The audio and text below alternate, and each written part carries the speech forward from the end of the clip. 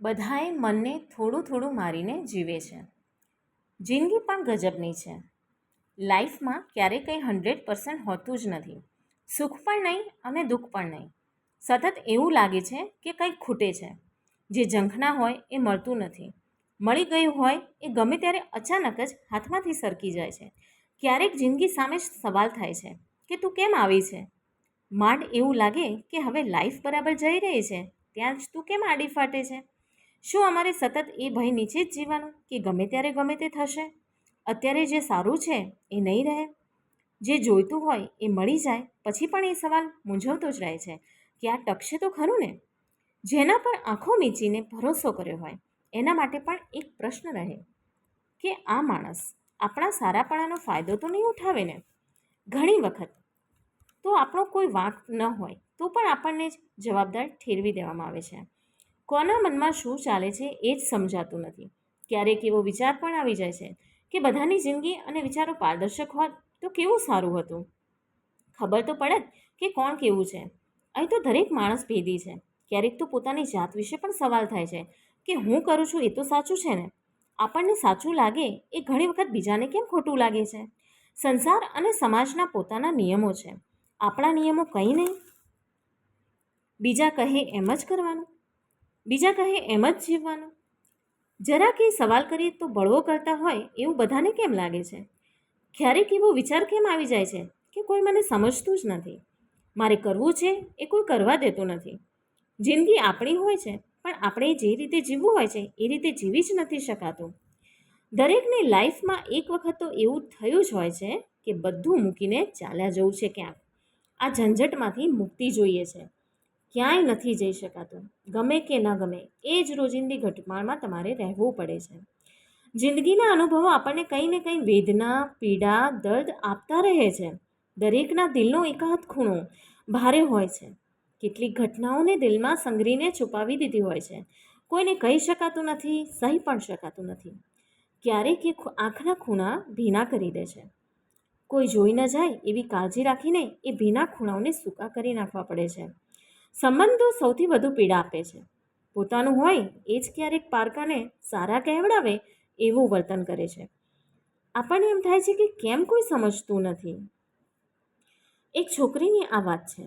તેણે પોતાની કોલેજમાં સાથે ભણતા છોકરા સાથે લવ મેરેજ કર્યા હતા. મા બાપને એ પસંદ પડ્યું નહોતું. દીકરીને કહી દીધું કે હવે તું તારા રસ્તે અને અમે અમારા રસ્તે. સમય વીતતો ગયો. કહે છે કે ધીમે ધીમે બધું સરખું થઈ જતું હોય છે. માતા અને ભાઈ ક્યારેક ખાનગીમાં કોઈને ખબર ન પડે એમ ખબર પૂછી લેતા હતા. પિતા કોઈ હિસાબે સમજતા નહોતા. દીકરીને એમ જ થયા રાખતું કે એક પપ્પા બોલવા માંડે તો બધું બરાબર થઈ જાય. પપ્પાને કહેવું છે કે હું ખૂબ ખુશ છું, બહુ સુખી છું, પણ પપ્પા સાંભળે તો ને. એ તો એવું જ ઈચ્છતા હતા કે હું સુખી થાઉં. હું સુખી જ થઈ છું. હવે તો તમે બોલો. પપ્પાની યાદમાં ક્યારેક ડૂસકું ભરાઈ જાય છે પણ કોઈ સાંભળતું નથી, ના કોઈને સંભળાય છે. ક્યારેક દીકરો બાપનું માનતો નથી તો બાપ દીકરાને એનું ધાર્યું કરવા દેતો નથી. ક્યાંક દીકરો બાપનું માનતો નથી તો ક્યાંક બાપ દીકરાને એનું ધાર્યું કરવા દેતો નથી. એક પિતા પુત્રની આ વાત છે. કંઈ પણ વાત હોય પિતા દીકરાને ખખડાવી જ નાખે. દીકરાને એ વાત જ ના સમજાય કે પપ્પા શાંતિથી વાત કેમ નથી કરતા. દીકરો મોટો થયો પછી એ પણ સામે બોલવા લાગ્યો. પિતા વારે વારે એમ બોલે કે બુઢ્ઢો થાઉં એટલે મારે તારી સાથે તો રહેવું જ નથી. એના કરતાં હું વૃદ્ધાશ્રમમાં ચાલ્યો જઈશ.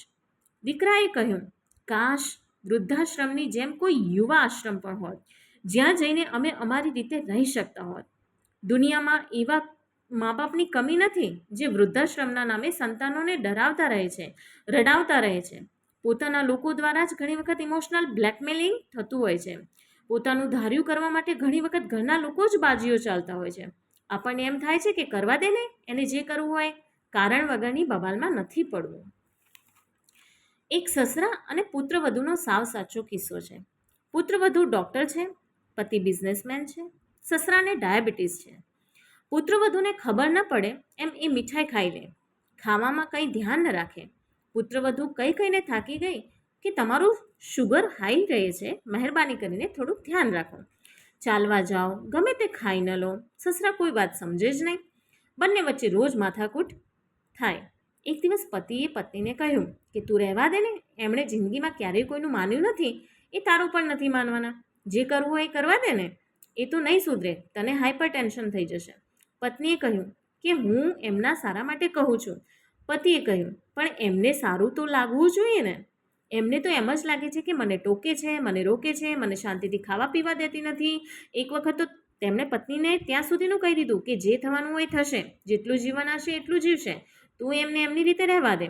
એ તો અત્યારે એવું જ વિચારે છે કે મને શાંતિથી જીવવા દેતી નથી. ભલે લાગણી હોય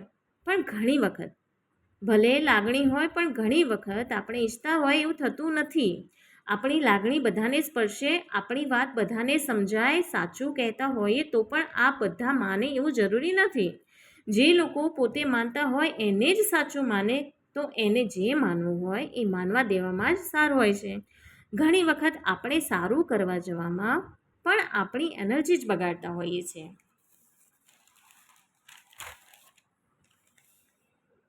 જે કોઈ હિસાબે જ ન સમજે એમ હોય એને સમજાવવાનો પ્રયાસો કરવા એ પણ આપણી અણસમજ જ છે ને. દુનિયાને સુધારવાનો પ્રયાસ કરવાને બદલે આપણે સમજી જવું બહેતર છે. આપણને ઘણું સાચું નથી લાગતું, ઘણું સારું પણ નથી લાગતું. બીજાનું સારું ઈચ્છતા હોઈએ તો પણ સારું કોઈ પર ધરાર લાદી શકાતું નથી. ઘણી વખત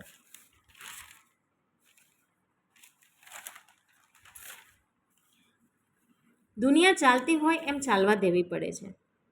કેટલોક ભાર મનમાં દબાવીને જીવી જાણવામાં માલ હોય છે. કોઈને કોઈ વેદના રહેવાની જ છે. આવું હોત તો કેટલું સારું હોત. બસ જિંદગીમાં આટલું જ ખૂટે છે. એવો વિચાર પણ ઘણી વખત આવતો હોય છે. જે આપણું ન થવાનું હોય એની ઝંખના વેદના જ સર્જે છે. સુખને જીવતું રાખવા માટે કેટલાક દુઃખને દબાવી દેવા પડતા હોય છે. દુનિયા પાસે અને કેટલીક વખત આપણા જ પોતાના જ લોકો પાસે પણ વધુ અપેક્ષાઓ રાખવા જેવું હોતું નથી. કોઈ આપણા માટે કંઈક કરે તો સારી વાત છે, પણ કોઈએ કરવું જ જોઈએ એવો આગ્રહ તો ન જ રાખી શકાય. એ જ સારું છે. બધી ઈચ્છાઓ પૂરી થતી નથી, બધી અપેક્ષાઓ સંતોષાતી નથી, બધા સપના પૂરા થતા નથી, અધૂરા રહેવાની જ છે.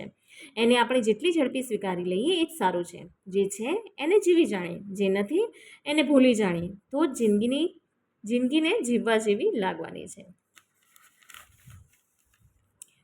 कोई भी कारवां कभी रोका नहीं करते, जो उड़ने का हौसला रखते हैं वो झुका नहीं करते. मैं अपने आप में खुद एक पूरी सल्तनत हूँ, मैं अपने आप में खुद एक पूरी सल्तनत हूँ, तुम्हारे तख्त की मुझको कोई परवाह नहीं है. તૂટે અત્તરની શીશી પણ મહેક ન તૂટે કદી, તૂટે અત્તરની શીશી પણ મહેક ન તૂટે કદી. કાયમે કહેતા મૂંઝાતો નહીં, કદી બેઠો છું હું, કાયમે કહેતા મૂંઝાતો નહીં, કદી બેઠો છું હું. કોઈ જ્યારે તૂટે છે ત્યારે વધુ સંધાય છે, એની પાસે જઈને બેસું તો ઊભા થઈ જાય છે.